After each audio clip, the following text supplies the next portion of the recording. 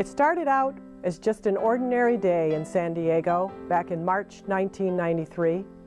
Melina Sellers and her 6 children were all busy doing their normal Saturday morning chores. Just an ordinary day that took a horrific twist. We called ourselves the Brady Bunch. I had 3 boys and 3 girls. I was a single parent at the time. My husband and I had separated. And usually every Saturday, I always had the kids clean. That was our cleaning day. Because as a young girl, I had to clean the house when we woke up on Saturday, and that's what my kids did. I remember Jonathan was doing his room at the time when Charlie came to the door. I heard the doorbell ring, and I go to the door and open the door, and there was Charlie and everything, and with his bike, and he was asked if John could come out. So I go back to the room to see where John was in this cleaning process, and he says, "Mom, is the room clean enough?" And I told him, "No, John, this room is not clean." So I go back out and I told Charlie he's still cleaning, it'll be a little bit. And so then John comes running out of the room, "Mom, is it clean enough? Is it clean enough? Come check, come check." And I go back to the room and it still wasn't clean enough. But then I told him, "John, you could go ahead, you can leave. It's clean enough." But it really wasn't. I really wasn't happy with it, but I told him it was clean enough. And I walked him outside, and then looking at Charlie's bike, because Charlie had just gotten a new bike for his birthday, which is in November 1st. And I looked at Charlie's bike, and my sister had just purchased the bike for my Jonathan, because his birthday was 22 days away. He was going to turn 10. And I knew I couldn't afford to buy him and his twin sister a bike, and my sister had went and she had found this bike, and she gave it to him as his birthday gift. Yeah.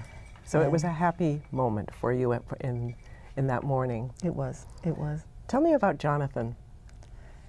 Jonathan was very happy, very loving, you know. What I remember the most is his beautiful, beautiful eyes and his wet kisses. You know, he would kiss you, I gave him wet kisses and stuff. That was Jonathan. Just a very happy boy. He loved playing basketball. That was his favorite. You know, he was going to grow up and be a professional basketball player. He was also going to be an architect, you know. Oh, very good. Because he likes to build things and make things, and he was just very helpful. Jonathan was one that wanted to make everybody happy. You know, he tried to see how it could be to where everybody was getting what they wanted, you know. A special kid. Yeah, he really was. And how about Charlie? Charlie's house was the house that had the swimming pool. And so, of course, all the kids wanted to go to Charlie's house where they can get the swimming pool, because we didn't have a swimming pool. Pretty special, yeah. Yeah. So, yeah, and he had all the, by him being an only child that was at home, his brother and sister, they were grown and married already. So he had all the latest, you know, games, the Nintendos and stuff, so the kids liked to go over there and hang out with him and stuff, you know, which is why when the boys when Jonathan didn't come home in time for dinner, you know, I told my daughter, you know, call Maria's house and stuff, which is Charlie's mother, and tell John it's time to come home. And I just knew he'd be over there playing or doing something, and the phone went to the voicemail and stuff, so he left a message. And then it wasn't until Maria came to the house. His mother, Charlie's mother came to the house. And that's when I realized that there was something wrong, because I knew that, you know, John was at their house. Of course, John is with Charlie. Yeah. And Maria came over to the house to get Charlie. So I knew something was wrong, because they wouldn't be out, you know. And John's always home for dinner. He knows dinner's at 5 o'clock, and he comes running home to make sure he's there in time. And this is every mother's fear. Yeah. The pit of your stomach, you fear. Whatever, even if they walk in 5 seconds later, all mothers feel the same, that horrible feeling for a moment. So take us back to the day that it happened. The boys were on their way to a destination on their bike? When Charlie came over to the house to get Jonathan, I thought they were just going to go out for a bike ride. I didn't know until later that after everything had happened, my son Alton, my oldest son, he told me that the plan was Charlie was going to go with Alton and Jonathan and all the boys. They were all going to go together on this adventure, and that's what they called it, an adventure. And but Alton had asked Charlie to wait until he got back home because he plays the violin and he had a concert that morning. And so he wasn't there when Charlie came. And that's when Charlie left with Jonathan. But evidently they had went to Rally's to get themselves a hamburger and to get that bigger, better burger meal. And so I know he had a wonderful meal because my son Jonathan loved to eat. And but they also stopped by a flower shop. And the florist told the police that the little black boy came inside while the little white boy stayed outside with the bikes and asked, you know, how much it cost for a rose because they wanted to get a rose for their mother. And she told them, and then they left and they continued their bike ride. Again, later I found out that they actually rode on the bike path, which is still there now. And then And this was near your house? No, actually it's not near the house. It's really a good distance away. You know, like I said, I had no idea. There was no way I would have ever, you know, approved of them riding there, you know, being so far from home. Yeah. I assumed they was going to be in the neighborhood, you know, stay in the neighborhood. Charlie lived just a couple streets away and stuff, so I assumed they're going to be up there. Then there's a park that's not too far away where the boys go and play basketball, also in the same, you know, in the neighborhood. And that's what I assumed they would be doing. Again, had no idea that they would be riding way up to where Rally's was at, and then on the bike path. And so it was after everything happened that I found out. And how did you find out? When Jonathan didn't come back home that evening, and Maria showed up at the door looking for Charlie, I knew something was wrong, and so I asked Maria if I could ride with her. So we went to a couple of their friends' house together, and then, you know, we decided we're going back home and we're going to call the police because we know our kids. And when I called the police and when they finally showed up, my sisters had then showed up at the house too because they had no idea. And then I told them, you know, John's missing. By the time when the police finally got there, me and my son Alton and my nephew Arthur, we got in the car because my son Alton was going to take us to some places that they know that the boys frequent. And we were going different places, but then it started to rain. And when it started to rain, that's when I just knew that my son was dead. And so I called the family meeting and I asked the kids, you know Jonathan loves you, right? And they said, yep, we do. I said, do you think Jonathan knows that you love him? And they all said, yeah. And I said, so, you know, no matter what happens, we know that Jonathan knows that he is loved, and we know that he knows that we love him, and we know that he loved us. And like I said, my sisters were there, but I just felt it was so important to prepare the kids, you know. And then after that meeting and stuff, we just hugged and kissed, and then I went back to my room. The next day, the police came to the house, and I don't remember exactly what was said. They talked to my family and they said something. They said something to me, and I think they said they may have found something. I don't remember exactly because I passed out. I, you know, it was just too much to take.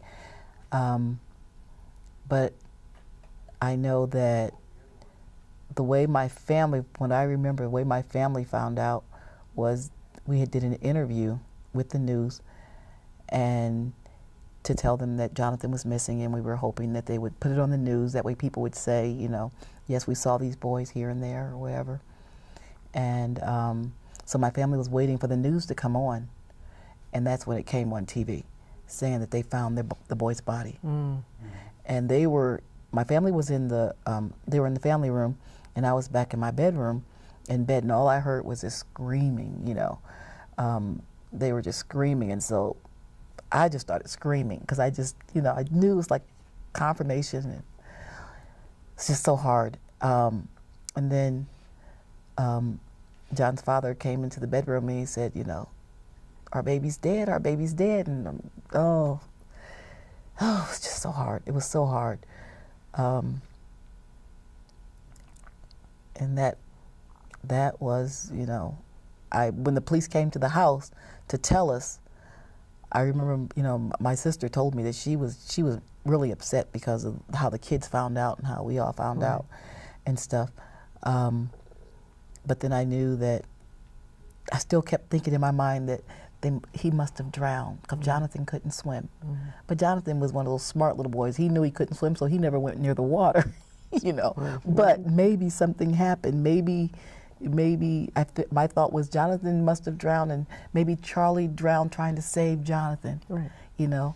And then the police, when they told me that they think they were murdered, and I said, well, you know, because my mind could not comprehend that, you know. I said, what would make you say that?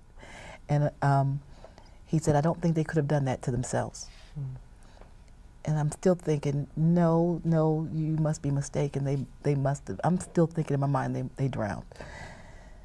And I guess part of me really didn't want to know. I didn't really want to know all the details. And I know I didn't want to know the details.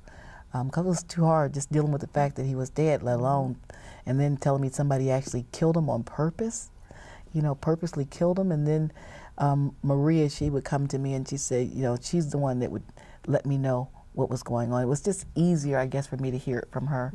And she would say, Melina, you have to know this. You have to know this, and this is what happened. And so she would tell me some things and stuff, you know. And she said, you know, the boys were molested, and they, you know, and she said that there was burn marks. It looks like burn marks and all this stuff, and it was just too much. It was just so much to handle, to even think about. I didn't want to think about it. Right.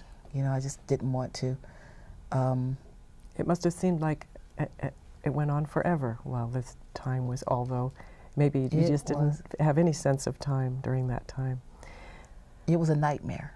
It was a nightmare that I just wanted to wake up from, you know, that I could not wake up from. You know, I told my mom, maybe Jonathan really wasn't here. Maybe none of this ever happened. It's just a dream. It's just a dream, you know, because Mom came from Ohio to be with me, and she told me, no, baby, it happened. It's real. Yeah. It's real. Yeah. You know. Now, children are really naive, and yet they're very resilient. And you had other children to take care of. And so throughout all of this, you remained a mom, and your kids were, I guess, on vacation at this point. Yeah. And so you had to keep track of them all day and try to hold things together. How was that for you? Well, they were on their school break. And actually, it was really difficult because I was so depressed. I was so depressed that I had to force myself to get up, you know, to go and be with them and to let them know that I'm there for them.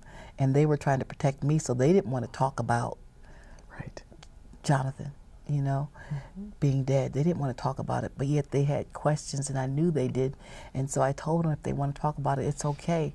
You know, I'm okay. We could talk about it and stuff. But it was difficult.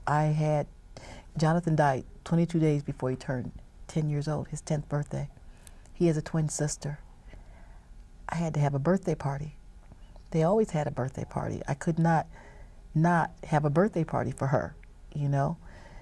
And so my girlfriend, fortunately, she came over, and Jennifer wanted to go to the beach. She wanted a beach party, and I just didn't have the energy to go to the beach. So my girlfriend came over, and she painted a beach scene on the sliding glass doors. She got a surfboard from somewhere. Oh, that's great. And had all, you know, Jennifer's friends come with their bathing suits and stuff. She got a little tub, you know, a little pool. A little pool, yeah, a little portable pool, and set water in there. And so she was able to let Jennifer have her beach party. Oh, that's great. But it was at the house and stuff. Wow. So that's what friends are for. That's what friends are for. Yeah, I was very fortunate. So the grieving process can be complicated And I know that there were probably lots of levels that you went through, but you are, to me, a model of how to handle grief. And not all other people handle it this well. It's been how many years now? Almost 21 years. 21 years. March 27th will make 21 years. I'm just wondering if you can help us understand the stages that you went through over the years and how you handled it. I would say the number one thing was my faith in God, knowing that even though I didn't understand this, I knew that He understood and that one day I will understand. And that's one thing that got me through. And then my children, looking at them and knowing they needed me. I felt that it would have been selfish of me to just think about me, you know, because they lost a brother. Mm-hmm. You know, Jennifer lost her twin. You know, my youngest daughter, baby Tammy, she was only 3 years old. She lost her bigger brother. She'll never get to know. You know, Michael lost his brother. Alton lost his best friend and his brother. You know, and my Natasha, you know, she was 11 years old. She's just hitting those preteens, and it was just so hard for her, so devastating for her. And so by just focusing on each one of my children, each one of my living children, that gave me the strength to do what I had to do. But honestly, my plan was, Lord Jesus, just help me to get to my kids being 18. My baby girl turned 18, then I could die. I just wanted to die. I wanted to die, but I couldn't because my kids needed me, and I wouldn't do that to them. You know, I'm their mother, and they needed a mother. Yeah. And but that's what got me through. I was like, I'm gonna do whatever it takes to see to it that they have a happy life. But my baby girl turned 18, then I could die. But she turned 18 and you didn't die. No, I didn't. Well, you know what happened? My baby turned 18, and my now husband asked me to marry him at 18 when she turned 18. Oh, that's great. That's great. And we got married when she turned 19. Oh, that's very so good. yeah, my life just totally changed. That's good. But also what happened, what changed things a lot for me, not just focusing on my babies, but when Chelsea King was murdered, that was when she was killed, and they were looking for her body. It was close to the 17th anniversary of Jonathan's murder, and it hurt me so bad. I just cried. It hurt me so bad, but it was different now. I wanted to do something. And in wanting to do something, I decided I'm gonna go out and help look for her body. And I prayed the whole time, but I actually went out and helped look for Chelsea's body. And I knew I really wanted to do something, and that's when I decided I really want to get involved with the foundation. Before, I wasn't as involved. My ex-husband was more, you know. And what foundation are you talking about? I'm sorry. Wanted to get involved with the Jonathan Sellers and Charlie Keever Foundation. Okay, tell us about that. Okay, the Jonathan Sellers Charlie Keever Foundation, it's a nonprofit that my ex-husband and I started, but he was more doing it, everything. I told him, whatever you need me to do, just let me know, but I was more hands-off because I wasn't ready, you know. I just couldn't handle it yet. And that was his way of handling it. And that was his way of handling it, yes. And so when Chelsea went missing and I decided I wanted to do something, and I actually went out to help look for her body, and that's the same day that they actually found her body. Driving back, I was crying and praying, and that's when I called and I asked, you know, my ex-husband, I asked him, you know, how is the foundation? How's things going? I really want to do something. And I got involved, and he had been sick and stuff, having problems and everything, health problems. And that's when I really got involved and said, you know, I'd like to really step up. He goes, you know what, if you could handle it, that'd be wonderful. And that's when I started, you know, our mission was to, which he first started, was to promote the safety and well-being of children, and to then support family that's lost a loved one through murder. And we want to educate children, educate the community on how to stay safe in this environment, in this world that we're in, because we need that. And that's been my focus, and now I feel like that's how I've dealt with my grieving, because I found my purpose. once I was able to really get involved and stepped up and learn what the foundation really is about, I really wanted to do something. And it's like, this is what I'm supposed to be doing. And then you learned that you were a much stronger person than you thought you were. Yeah, I didn't know that, but I guess I am. So your goal is to educate and help other families in this situation. And so what have you done in order to do that? What kinds of education do you do? Well, we have the JSIC, which is JSCK Safety Program. And the Child Safety Program, we actually go into elementary schools or churches or any place where children congregate, and we teach kids, we do a little skit.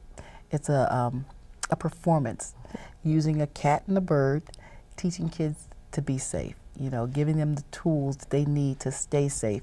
And the primary lesson is to keep your distance, stay alert, and fly away or leave.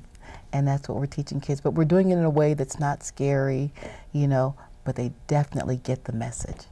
So this can be for what age group? Elementary age kids. Like second grade? From second grade up to sixth grade, really. And they understand the message. We also, we do a question period afterwards where we ask them questions and everything, and then we let them ask us questions just to make sure they got it. Very good. And they got it. Very it's good. great. It's wonderful. And that's not all you've done for Jonathan. You have other things that you do. Yes, we also host an annual candlelight vigil, and it's to remember those loved ones that have been lost through murder. So any parent can go with that. Any parent, any person, if your friend was murdered, if your co-worker was murdered, if you just know someone, just supporting, it's just to support families that's lost a loved one. So it's a community event to where everyone is invited, and we can, we have a memorial table where we share pictures of our loved ones, and it's a time that for those of us that's lost someone, we can actually remember them with other people that's in the same situation.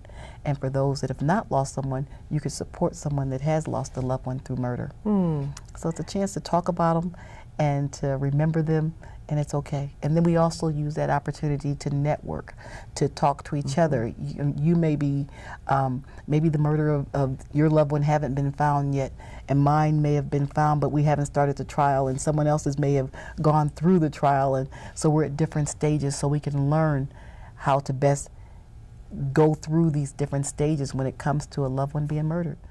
Tell us about the Bike-a-thon.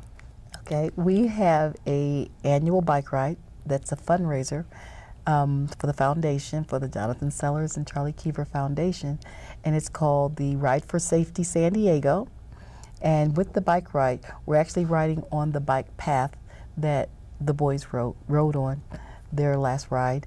It also goes past the Jonathan Sellers, Charlie Keever Outdoor Educational Activity Center, which was also made and named in memory of the boys. So that people that come to the bike ride have the opportunity to get off their bikes and actually appreciate this beautiful outdoor education center. There's telescopes and things there for people can see the Coronado Bridge, look at the bay, and it's just a beautiful, beautiful area with the Nautilus on the ground, and there's these, they call them tears of the ocean that glow in the dark. It looks like stars on the ground. It's just absolutely beautiful. And it's just, again, a chance that will, the bike ride encourages families to come together, because it's not a race, it's just a leisurely ride. Bring families together, bring your grandkids, your children, and just go on this nice, lovely, safe bike ride.